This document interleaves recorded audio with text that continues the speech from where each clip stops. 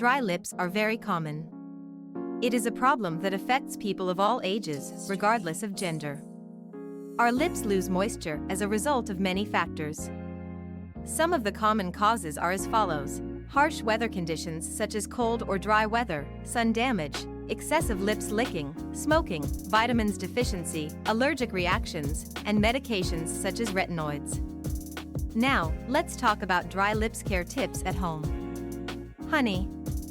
An effective skincare home remedy used for several centuries.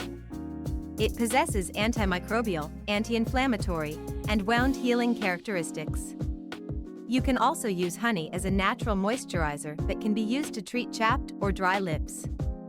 In addition, it acts as a mild exfoliator that removes dead skin. You can use it alone or in combination with glycerin or Vaseline. How to use it? Apply honey to your lips in a thin layer. On top of that, apply a layer of Vaseline. Allow 10 to 15 minutes for these to dry. Wipe it away with a moist tissue or a damp towel. Repeat this dry lips care tip at home every day for about 1 week to get glossy lips.